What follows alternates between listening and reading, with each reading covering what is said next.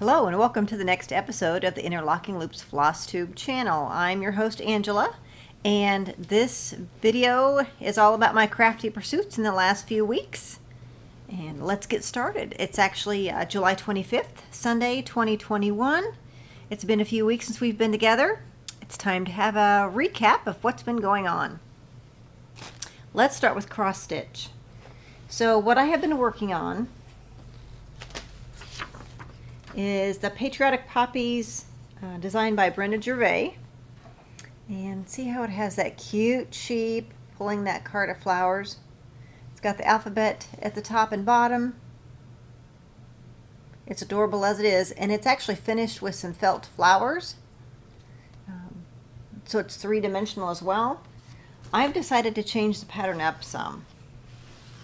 Maybe quite a bit depending on how you look at it. So I've decided to shorten up the cart and not make it quite so long. I'll be getting rid of one of those little motifs and shortening up the cart a little bit. I'm going to rearrange some of the flowers and move the flag from the very end toward the middle. That being said, I'm also getting rid of the alphabet. This is actually a fairly sizable pattern, believe it or not, and I don't feel like all that's necessary. I'm actually going to shorten up the sheep body just a little bit too. I haven't got a long ways on it, but here's where I got my start. So I'm stitching with primarily the called for flosses. This is a coffee tea dyed Ada, and the colors are coming out well. Now later in the episode I'll show you what's been taking my attention away from my cross stitch because I haven't got a ton done. But I did think we should talk a little bit about Blackbird weekend is coming up. And as we all know, we've had a loss in that part of the family. And I'm stitching a patriotic piece I started last Blackbird weekend, and it's this one right here. As you can see, I have one of the line keepers from Fat Quarter Shop that's magnetic, that helps hold your place in the chart. And I'll tell you, this is the first time I've been using them, and they work wonderfully. The flosses I'm using on this pattern are the DMC equivalents that Blackbird Designs is called for. And aren't they pretty? Check those out. Like the red, this kind of pinky is kind of pretty too. Okay, so it's hard to tell what I have worked on, but I've started working on the actual bird, and I don't know that you can kind of tell at all what I have done, but I've got a little bit of this done here, and that's about all the farther I've managed to get accomplished so far. But never fear, next time we get together there should be progress on this. I just haven't done a whole lot of cross stitch since we talked last. And then for fall stitching that I hope to start in the month of August is one of my top things I wanted to do for the year, and it's from the Blue Flower, the Acorns pattern. Can you see that? What is the most adorable thing on there? All the little bitty acorns. That's what drew me in, ladies and gentlemen. Now, I don't have the fabric figured out, but I do have all the flosses as called for, and they're fancy flosses. Aren't these pretty?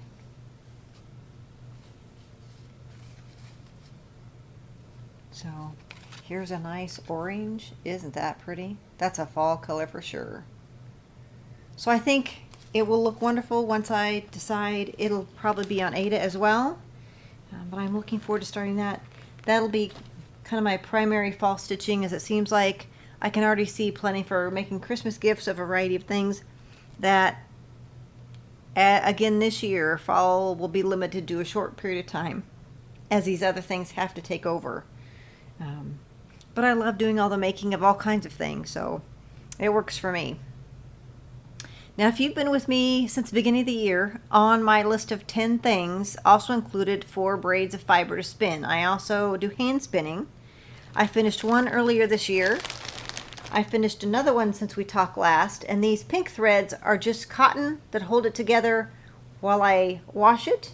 And so this is in blues and greens. Oh, you know, I just love those colors.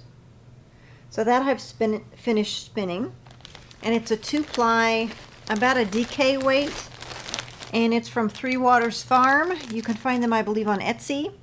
It's a merino wool top, and it's in the Sleepy Treetops colorway. Another one that I have finished since we talked last, I've been on a spinning jag, is by Nest Fiber Studio. It's the End of Summer colorway in the Falkland. Here's a pretty good representation of what it looks like. It looks like fall colors. The reds, the golds, a little bit of greens. Kind of like those really pretty maple trees that turn. I have one of those in my yard. They're very pretty. And I'm hoping, since the Olympics have started, and I do enjoy watching those, that I will be able to, as I'm sitting, work a little on spinning as well. And the next one I want to work on is actually more of a Christmas colorway, Under the Mistletoe. It's a Tarhi wool from Nest Fiber Studio as well. Pinks, and burgundies, some green. This will be gorgeous as well. Oh, pretty stuff. So I tend to spin, I have several different spinning wheels. I tend to spin for the most part on my Ashford Traveler. It has smaller bobbins, it has a smaller footprint, and it's a semi-portable wheel. I can sit on the couch and spin my singles on that. Then I have a shocked matchless, and it has bigger bobbins, and what I end up doing is doing a 2-ply almost always, and ending up with some really great yarn. This 2-ply of this last section is more of a worsted weight, and I think it'll make a nice hat. So sometimes you see errand colors that don't look like they match a whole lot. They're leftover bits of other spinning projects that sometimes I add in. You never know if that will be the very last one to maybe bind off your hat and you just need just a little bit more. But typically that part isn't actually usually used, but I hate to waste, and you never know. You don't want to play knitting chicken, as the yarn chicken as they talk about, just about to run out of yarn at the very end of a project when you're binding off. So pretty stuff. Okay, so let's talk about other knitting related things. I've been working on a pair of socks, and I'm an avid sock knitter. This yarn is by Freckled Whimsy, and she does some gorgeous self-striping yarns. I purchased a variety of skeins from her in the last 6 months, and this is her Anne of Green Gables colorway. I tend to knit from the top down, knit to, purl to. The stripes are addictive, a heel flap, and gusset decreases, and then out through the toe. So I have one sock finished. The second one is partway there. I have the whole leg done. I'm ready to start the heel flap. Will be what I get to work on in the next week or so. And these are knit on DPNs, and I really enjoy working with DPNs. I have a tough time with Magic Loop, so these work really well for me. So those have been coming along. I tend to have a sock project on the go at all times. There's so much pretty sock yarn out there. Another project that I've spent a lot of time working on in the last month, since we started, I cast on a sweater. It doesn't look much like a sweater at this point, but it actually is. So I have the neckline, all the stitches are bunched up on this circular needle, but it actually encompasses from like the shoulder all the way around to the other shoulder, all bunched up on this needle. But take a look at that yarn. Isn't that pretty? And it's showing a little brighter in this light than it is in real life. But it's pretty, and it is, let's see here. It is Dream in Color Classy in the Cabaret colorway. It's a worsted weight yarn, 100% superwash merino. And the pattern is actually the Soldotna crop. Now, I'm not doing it as the pattern calls for with the color work. I have made one of these in the past for my daughter. She's a tiny little bitty thing. This sweater is actually a crop top with very little sleeves. She really enjoyed the one I did in color work, so I thought I would make her another one just with variegated yarn, same size. And I actually really enjoy color work. So this pattern is by Caitlin Hunter. And it goes really fast. So, you know, without having long sleeves or a real long sweater, it does just fly by. And I've been enjoying doing that. I'm hoping to have it done for my daughter moving up to college, to graduate school here next month. So I've been cracking on that, but it's been fun. The yarn is soft and it's so pretty. Like I said, it's just really, really pretty. So at this point, I'm alternating 2 skeins of yarn. But I don't seem to have any issue with any pooling or anything like that, so it's nice. I'm getting ready to put the sleeve stitches on holders and just zip down the body, and hopefully the next time we talk I'll be almost all done with the sweater, but I'm really, really enjoying it. Okay, for the next thing that's been taking up quite a bit of my time, another thing on my list of 10 things was to do some quilt as you go, practice that technique, because next year I would like to do a quilt as you go quilt. So I started with an Erica Arndt YouTube tutorial. If you don't watch Erica Arndt's channel, you're missing out. She has several great ones. She actually has a kind of more of a podcast on YouTube, as well as sewing and quilting. She does spinning, she does knitting, a whole variety of different craft things, and I enjoy watching her immensely. But as far as her tutorials, I was able to follow her potholder, Quilt as You Go potholder tutorial, and I made 2 of them. I know the recipient doesn't watch my videos, so it's safe for me to put these up, but they're adorable. They weren't hard, and I'm a basic, I would say a basic sewist. So kind of in holiday Christmassy print. So I have 2 of those. So they have the Insel Bright layer in between so you don't burn your hands. So those I felt were successful. I did those on the sewing machine that we've had here for quite some time, and those went well. But I've also got the bug to do a little bit more sewing, and I have got the bug about the featherweight sewing machines. So when we last talked, I'm not sure if I had it yet or had ordered it, but I did end up ordering one. I did try to look locally to see if I could find anything, and I didn't have any luck. I then tried to look on eBay and bid on 1 or 2, and they apparently have super good taste, and everybody else thought those same machines were great too. They went right out of my price range.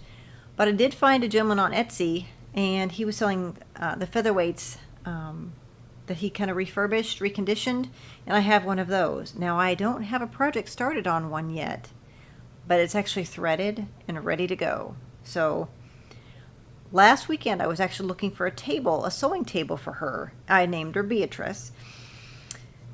And looking for a sewing table, I did find on Facebook Marketplace in a town not too far away, they had a table that happened to have a sewing machine with it.